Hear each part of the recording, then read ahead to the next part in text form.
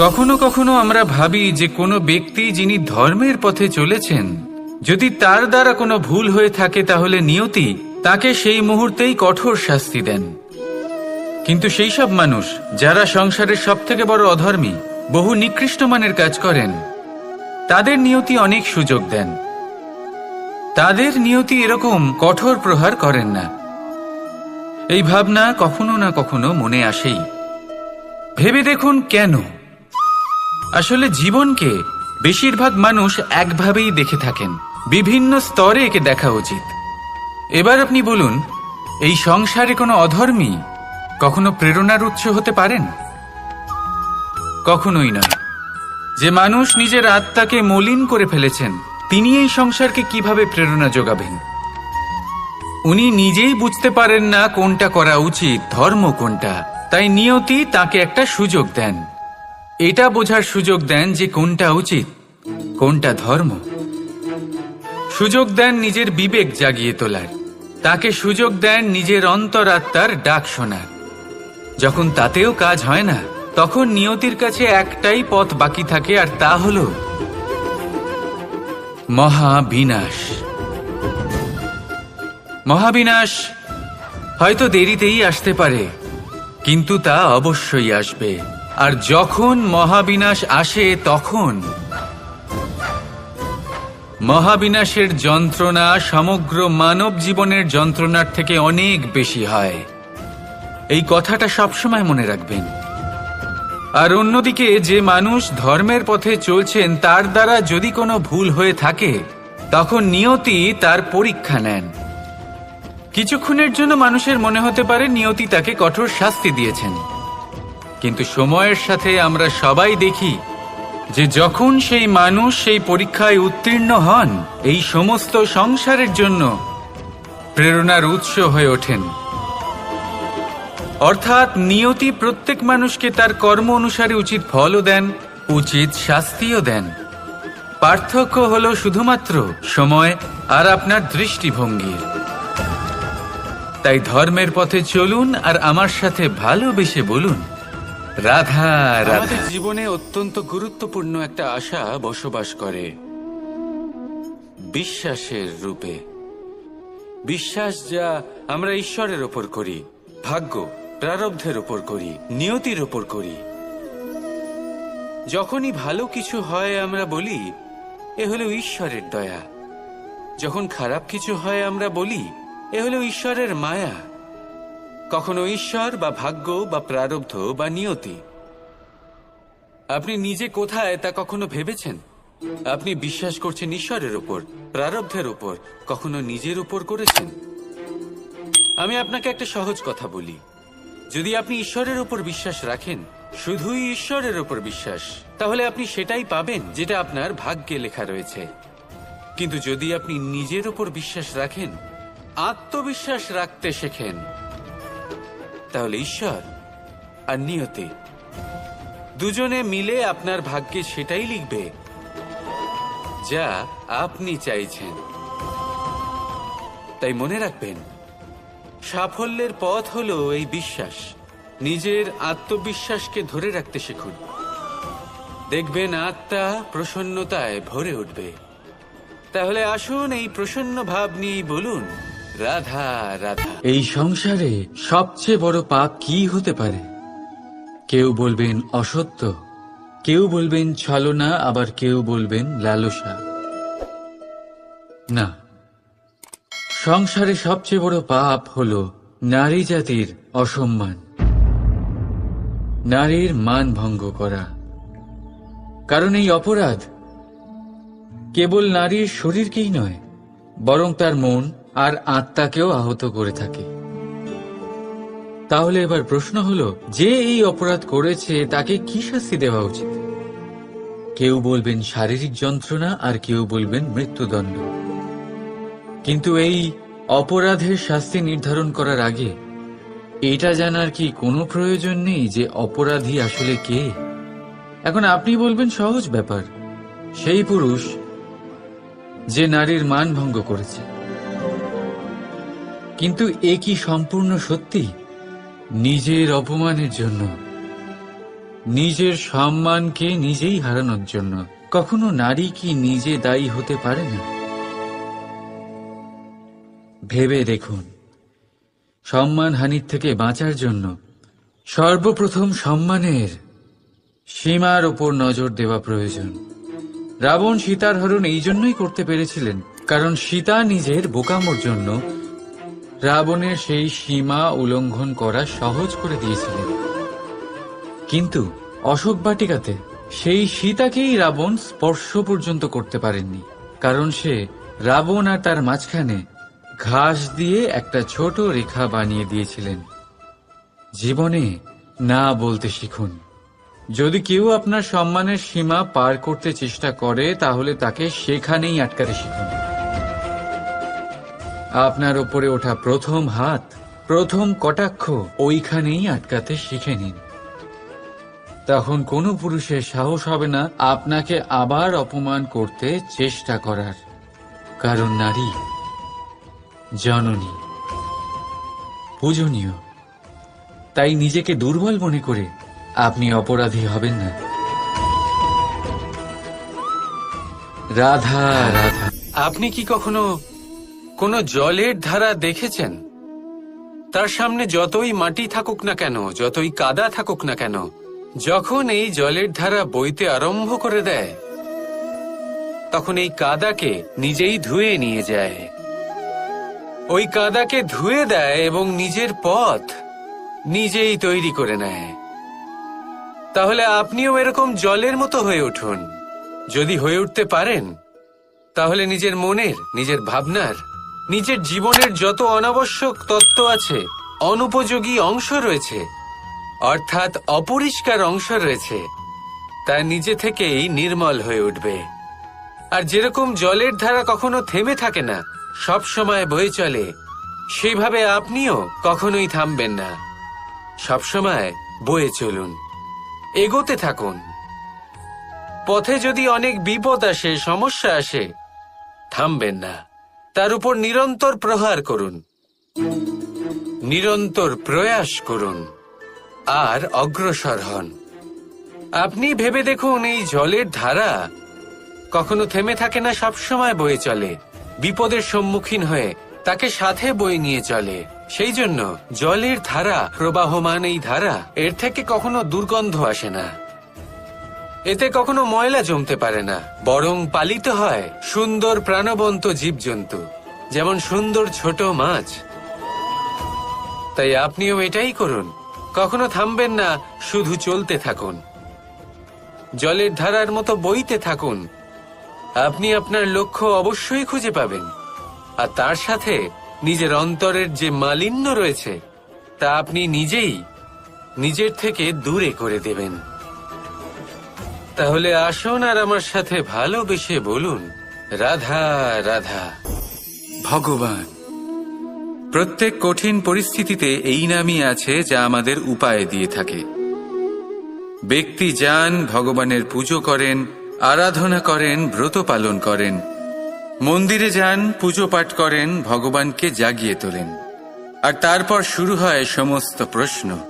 হে ভগবান, আমার সাথে এরকম কেন হচ্ছে? কেন আমারই জীবনে এত দুঃখ আছে? আমি কিভাবে এর সম্মুখীন হব?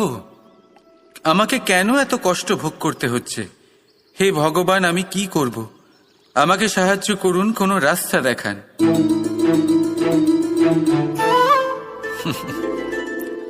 চলুন আমি আপনাকে একটা প্রশ্ন করি। মন্দিরে যাওয়ার চেষ্টা করার আগে আপনি কি জীবনে ততটা চেষ্টা করেছেন যতটা সেই সমস্যাকে দূর করার জন্য দরকার ছিল? দ্বিতীয় প্রশ্ন, ভগবানকে জাগানোর পূর্বে আপনি কি নিজেকে জাগিয়ে তুলেছেন? আপনি কি আলস্য ত্যাগ করেছেন?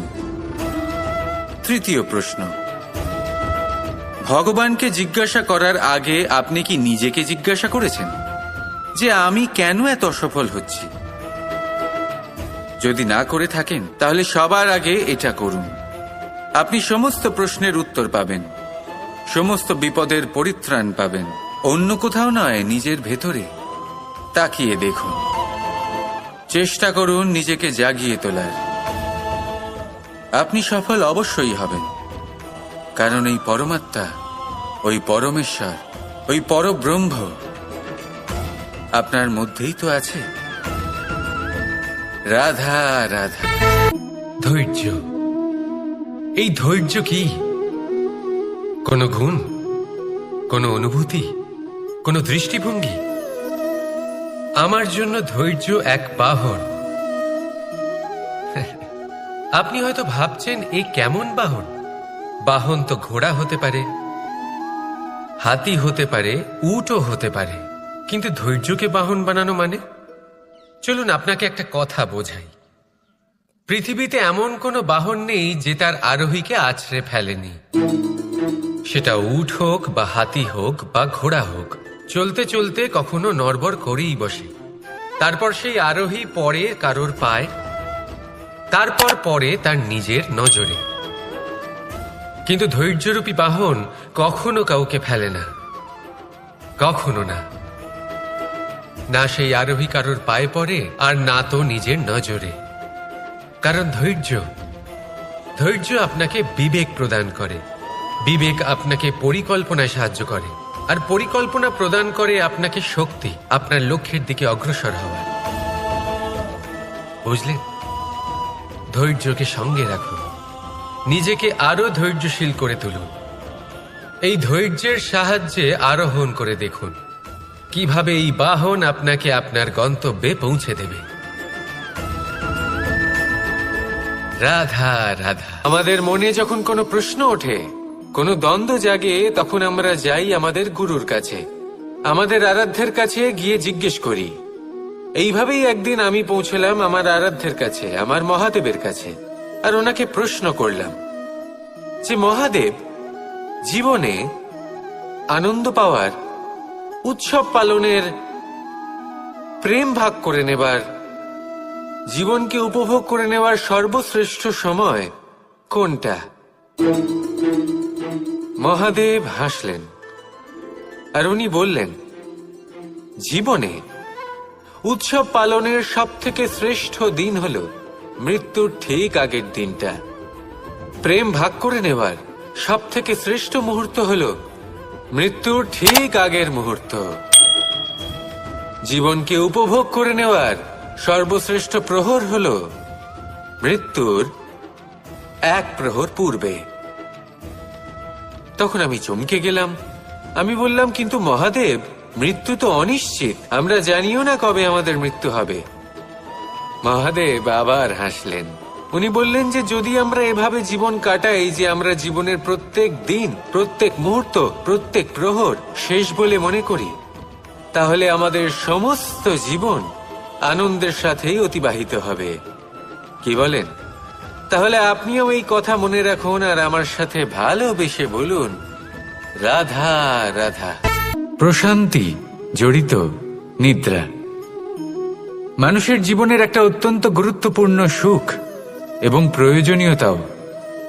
দেখতে গেলে এই সংসারের প্রত্যেক পশু পাখি, প্রত্যেক জীব অবশ্যই নিদ্রা প্রাপ্ত করেন, কিন্তু মানুষ, যার মধ্যে বিচার বিবেচনা করার শক্তি অন্যদের থেকে অনেক বেশি, তার কিন্তু ঘুমের কিছু সমস্যা অবশ্যই হয়।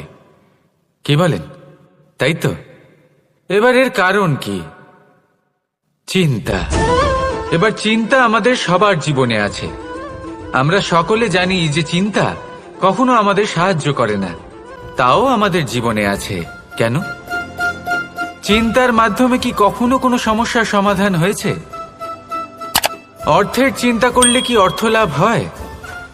ভবিষ্যতের চিন্তা করলে কি ভবিষ্যৎ ঠিক হয়ে যায়? স্বাস্থ্যের চিন্তা করলে কি স্বাস্থ্য নিজে থেকেই ঠিক হয়? হয় না। তাহলে এই সব কিছু থেকে আমাদের একটা ছোট্ট শিক্ষা অবশ্যই লাভ করা উচিত। আপনিও আপনার কাঁধ থেকে চিন্তার এই বোঝা নামিয়ে ফেলুন। আর ইচ্ছে, এই সব ইচ্ছে একত্রিত হয়ে আমাদের মনে চিন্তা উৎপন্ন করে। তাই এই চিন্তাগুলিকে ত্যাগ করুন। প্রকৃতির প্রেমের ওপর বিশ্বাস রাখুন। মনে রাখবেন, যিনি চিন্তা মুক্ত হবেন তিনি চিতা মুক্ত হবেন। সুখের নিদ্রা প্রাপ্ত করুন, আর নিদ্রায় যাবার আগে আমার সাথে ভালোবেসে বলুন রাধা রাধা। কর্ম এবং ফল। মানুষের স্বভাব হলো এটাই যে তিনি নিজের প্রত্যেক পরিশ্রমের প্রতিফল প্রার্থনা করেন। বেশিরভাগ সময় এই ফলাফলের চিন্তা করতে করতে, কল্পনা করতে করতে উনি কর্ম করতে থাকেন যে আমি এই কাজটা করলে এই ফল পাবো। সেই সব কল্পনা করতে থাকেন যা না তার হাতে আছে, না আছে অধিকার, আর না আছে নিয়ন্ত্রণ। উনি শুধু নিজের কর্ম করতে পারেন। উনি কি ফল পাবেন তা তার হাতে কখনোই নেই। তাই আপনিও শুধুমাত্র কর্ম করতে থাকুন, ফলের চিন্তা করবেন না। মনে রাখবেন, শিকড় এবং শাখা যেভাবে একে অপরের সাথে জড়িয়ে, সেইভাবেই একে অপরের সাথে জড়িয়ে কর্ম এবং ফল। যেরকম কর্ম আপনি করবেন সেরকম ফল আপনি অবশ্যই পাবেন। তাই এই ফলের আশায় কর্মের সময় কখনোই নষ্ট করবেন না, কারণ যে ব্যক্তি সময় নষ্ট করেন, সময় সেই ব্যক্তিকে অবশ্যই নষ্ট করে দেয়। কর্ম করুন নিঃস্বার্থভাবে, ফলের চিন্তা করবেন না, আর আমার সাথে ভালোবেসে বলুন রাধা রাধা। জীবনে সবসময় সেটা হয় না যা আমরা চাই, তেমন ভাবে হয় না যেমন ভাবে আমরা চাই। এবার তাতে আমরা দুঃখ পাই, নিরাশ হয়ে পড়ি, ভাগ্যকে দোষ দিই অথবা অন্য কাউকে বা নিজেকে। কিন্তু সত্যটা কি সেটা আমাদের জানতে হবে। এই সংসার নির্মিত হয়েছে পাহাড় দ্বারা এবং পাথর দ্বারা। তাই প্রত্যেক স্থানে ছোট ছোট ছোট ছোট নুড়ি পাথর তো অবশ্যই থাকবে। এগুলো এড়িয়ে যাওয়া সম্ভব নয়, আর এই কথাটা আমরা সকলে জানি। এবার এইভাবেই আমাদের জীবনে নানান রকমের সমস্যা লেগেই থাকে। এর হাত থেকে কোনোভাবেই নিস্তার পাওয়া সম্ভব নয়। একটা সমস্যা এড়াতে যান, দ্বিতীয় চলে আসবে, দ্বিতীয় সমস্যা এড়াতে যান, তৃতীয় চলে আসবে। কিন্তু সমস্যা জীবনে থাকবেই, আর আপনাকে সাহায্য করার জন্যই থাকবে কোনো না কোনো রূপে।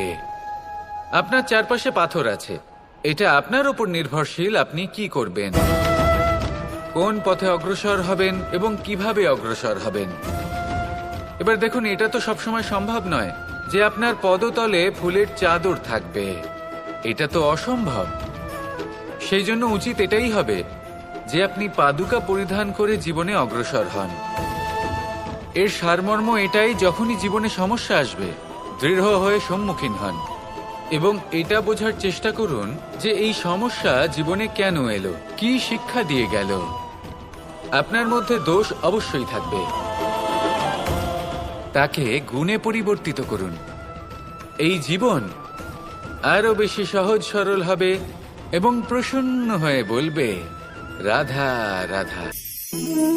জীবনে ক্ষমা চাওয়া তাও কিছুটা সহজ, ক্ষমা করতে পারা অত্যন্ত কঠিন।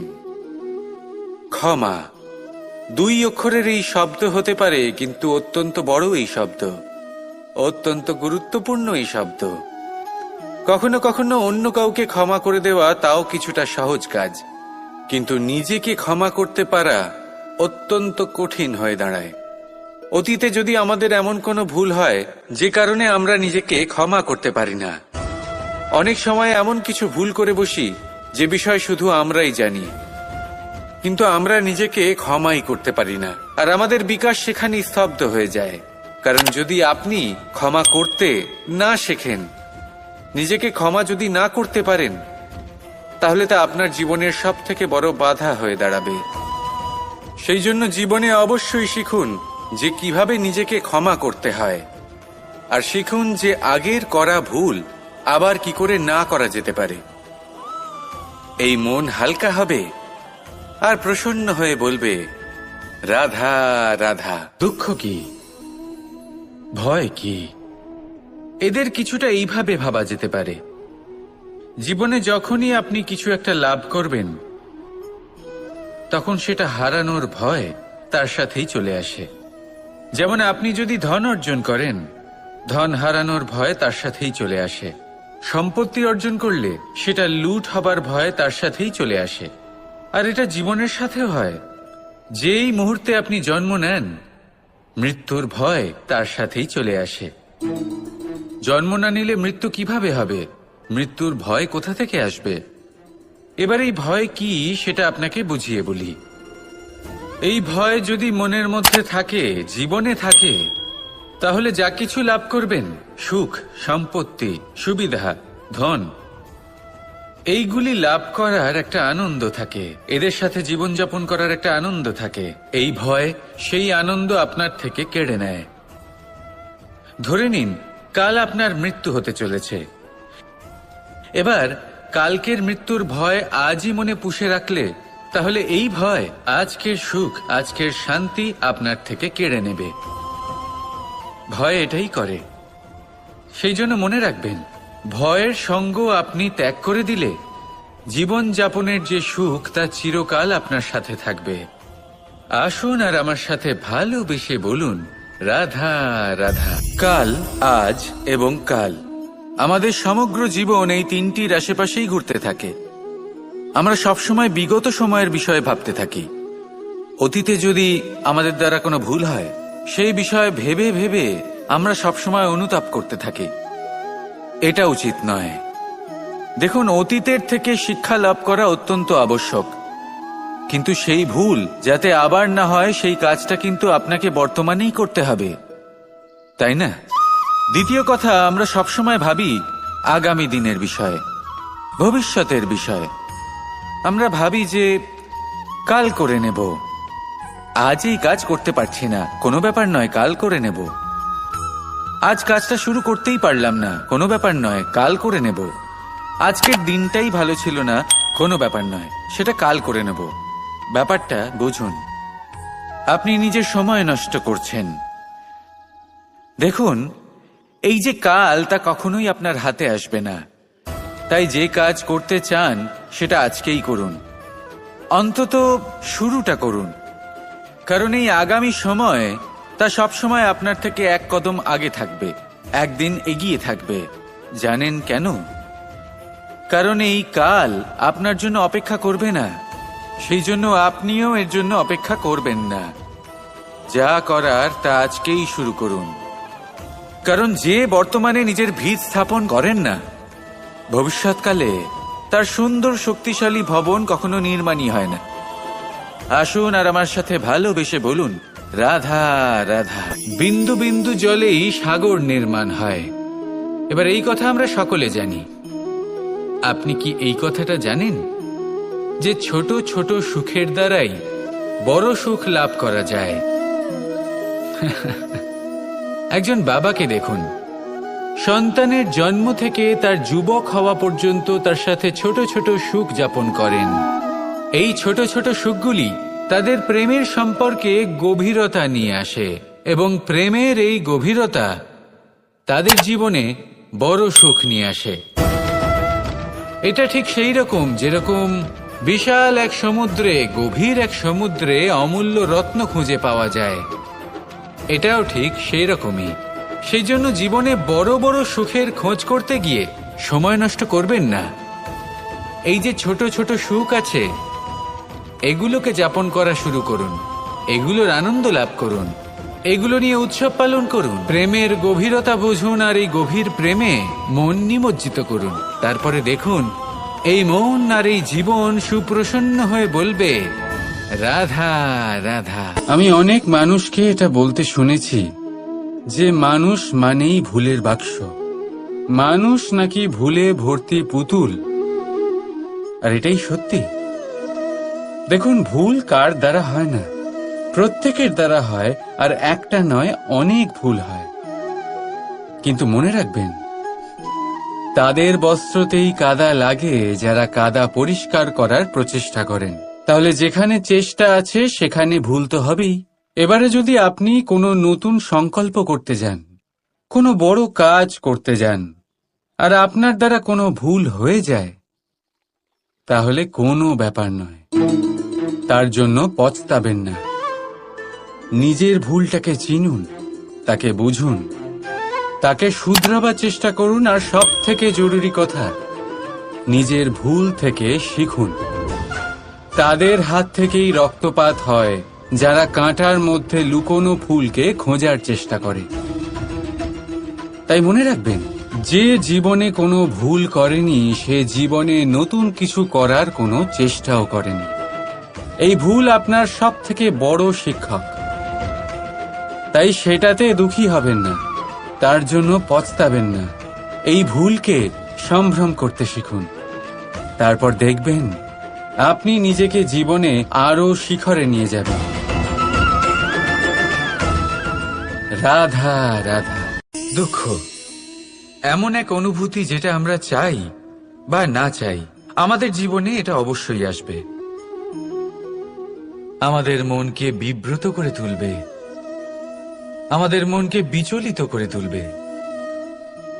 কখনো ভেবে দেখেছেন এই দুঃখ আমাদের জীবনে কেন আসে, কিভাবে আসে? যদি আপনি মন দিয়ে চিন্তা করেন তাহলে আপনি বুঝতে পারবেন যে এই দুঃখের অনুভূতি পরিস্থিতির থেকে বেশি মানসিকতার থেকে বেশি আশেপাশের লোকজনের সাথে জড়িয়ে।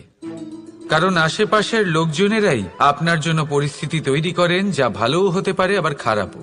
আপনার আশেপাশের লোকজনেরাই আপনার মানসিকতাকে প্রভাবিত করে, হয় তাকে ভালো করে অথবা খারাপ করে। আমাদের জীবনের অর্ধেক দুঃখ এই কারণে যে আমরা তাদের উপরে আশা রাখি যাদের ওপরে কোনো আশা রাখা উচিত নয়, আর অর্ধেক দুঃখ এই কারণে যে আমরা তাদের ওপরে সন্দেহ করি যাদের ওপর সেটা করা উচিত নয়। তাৎপর্য এটাই যে মানুষকে চেনার চেষ্টা করতে থাকুন। যেদিন আপনি এটা বুঝে যাবেন যে কে সুজন আর কে দুর্জন, সেই দিন এই দুঃখ আপনার জীবন থেকে দূরে কোথাও চলে যাবে। জীবনের সবথেকে বড় দোষ কি আপনি জানেন? কেউ বলবেন লোভ, কেউ বলবেন লালসা, কেউ বলবেন অসত্য। দেখুন, দুঃখের মূল কারণ হলো পরিশ্রম না করা। কিছু মানুষ ভাবেন যে আমি জীবনে কোনো পরিশ্রম করব না, অথচ আমি সবকিছু প্রাপ্ত করতে চাই। আর এমন এক কারণের জন্যই দূতের মতো খেলা আমাদের জীবনে প্রবেশ করার সুযোগ পায়। দূত, এই দূত আসলে কি? দূত অর্থাৎ কোনো পরিশ্রম ছাড়াই অন্য কেউ পরিশ্রম করে যা অর্জন করেছেন, যে সুখ সুবিধা অর্জন করেছেন, তা নিজের জন্য শুধুমাত্র একটা খেলার মাধ্যমে নিজের করে নেওয়ার ইচ্ছে। আর এই ইচ্ছে অত্যন্ত বিনাশকারী হতে পারে। এই ইচ্ছে যদি আপনার বিবেক, আপনার মন, আপনার চেতনা, আপনার ভাবনা প্রবাহিত করে ফেলে, তারপরে আপনি চেষ্টা করতে শুরু করে দেবেন, আর সেইখান থেকেই আপনার পতন শুরু হবে। এই চেষ্টা করবেন যে অন্য কারোর জীবনের সমস্ত ধন, তার সমস্ত জীবন সম্পূর্ণভাবে নিজের করে নেওয়ার। কারণ প্রথমে আশা জাগ্রত হয়, আর এই আশা হতাশায় পরিণত হতে সময় লাগে না। এই হতাশা কুণ্ঠায় পরিণত হতে সময় লাগে না, কুণ্ঠা লোভে পরিণত হতে সময় লাগে না, আর এই লোভ প্রতিশোধ স্পৃহাতে পরিণত হতে সময় লাগে না। আর যখন এই সব কিছু হয়, আপনি দুষ্ট হয়ে যান। আর সবাই জানেন যে প্রত্যেক দুষ্ট ব্যক্তির পতন হলো অবশ্যম্ভাবী। তাই নিজেকে দূতের থেকে দূরে রাখুন আর পরিশ্রমকে নিজের কাছে টেনে নিন। জীবনে আপনার যা যা স্বপ্ন রয়েছে, যা আপনি করতে চান, শুধুই পরিশ্রম দ্বারা অর্জন করুন।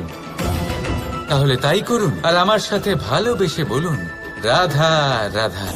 কথায় বলা হয়, জীবনে ভালোবাসাই হলো সুখের মূল। এটা সত্য। এবার প্রশ্ন হলো এটাই যে এই ভালোবাসা কার সাথে করা উচিত? যদি আপনি কিছুক্ষণের জন্য সুখ পেতে চান, তাহলে ভালোবাসুন নিজের রুচি মতো। যদি আপনি কিছুদিনের জন্য সুখ পেতে চান, ভালোবাসুন নিজের বন্ধুদের। যদি আপনি কয়েক মাসের জন্য, কয়েক বছর বা অনেক বছরের জন্য সুখী হতে চান, তাহলে ভালোবাসুন নিজের পরিবারকে, মাতা পিতা, নিজের সন্তান, স্বামী স্ত্রী, নিজের আত্মীয়দের। কিন্তু যদি আপনি চিরকালের জন্য সুখী হতে চান, তাহলে ভালোবাসতে হবে শুধু নিজের কর্মগুলিকে। কারণ সম্পর্ক যেমনই হোক না কেন, কখনো না কখনো ভেঙে যাবেই। এই সংসার হলো এমনই যে যাদের সঙ্গ আমরা পাই তাদের সঙ্গ একদিন ত্যাগ করতে হয়। শুধু কর্মই হলো এমন এক সঙ্গ যা কখনো আপনাকে ত্যাগ করবে না। আপনার মৃত্যুর পরেও এই কর্ম আপনাকে বাঁচিয়ে রাখবে।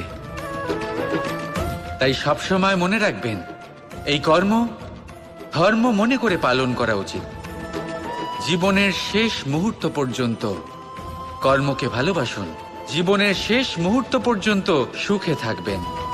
আর আমি তো সবসময় বলি, শুধু কর্ম করতে থাকো, ফলের চিন্তা করো না। তাহলে আসুন আর আমার সাথে ভালোবেসে বলুন, রাধা রাধা। কেমন আছেন আপনারা? জিজ্ঞেস করলাম এই কারণে, কারণ আজকের দিনে দাঁড়িয়ে আশেপাশে যাকেই দেখছি সে দুঃখী আর ব্যাকুল।